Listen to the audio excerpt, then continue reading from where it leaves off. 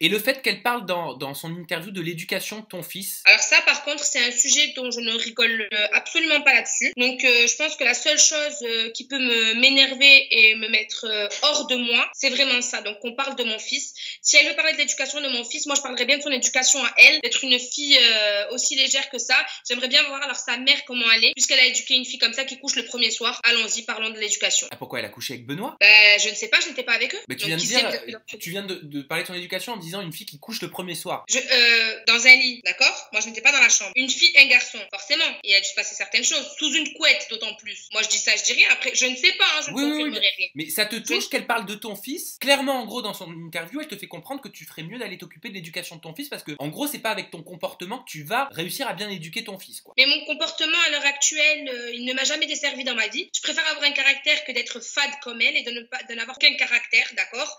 Donc elle, au moins, moi, j'ai trouvé quelqu'un pour m'enfanter, tandis qu'elle, je ne pense pas qu'elle trouvera quelqu'un qui lui fera un enfant, vu sa gueule et vu son caractère. Donc elle, par contre, je pense que si c'est pour avoir un enfant qui va lui monter sur la tête et lui se rouler dans tous les magasins, moi, mon fils, à l'heure actuelle, il a 20 mois, et quand je lui dis à mon fils de s'asseoir, il s'assoit, et quand je lui parle, il m'écoute. Donc moi, mon fils, qu'elle ne s'inquiète pas pour lui, il est très, très bien éduqué, et il a 2 parents pour ça. Tu te sens obligé de te justifier aujourd'hui suite à son interview? Même pas, je me justifie juste par rapport à l'harcèlement parce que je ne suis pas une menteuse. Comme on a pu le voir, je suis très franche dans tout ce que je dis. Je ne suis pas une hypocrite, donc je tiens quand même à m'exprimer pour expliquer aux gens que ce n'est pas ce qu'on voit. Et après, il faut qu'elle arrête de faire du buzz sur mon dos parce que quand elle n'existe plus une fois que je suis partie, ni elle ni Benoît, arrête quoi. Arrête de vouloir revenir sur moi sans arrêt parce que ça y est, si ton aventure elle est finie, t'es une plante verte, t'es égal palmier qui était là, achète-toi du caractère. Elle peut venir, je peux la coacher, hein, en tout bien, tout honneur. Bon, ça fait quelques semaines maintenant que t'as quitté le programme, hein, Les Princes de l'Amour 4, Rizlen. T'as repris le cours de ta vie. T'as envie de quoi? Tu me parlais des anges il y a une quinzaine de jours. Oui,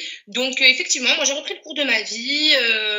Je suis là, je fais mes petites choses. J'ai été contactée pour des choses et d'autres. Donc je verrai bien où le vent me mène et donc voilà. Bon, écoute, on va garder le mystère parce que je me doute que tu peux pas tout dire. Merci pour ta réaction et merci à la maison encore une fois de nous avoir suivis et supportés, hein, parce qu'alors avec ce caractère, eh ben il en faut, hein. Et oui. Gros bisous Rizlen et gros bisous à tous, Gros bye bisous bye. à tous.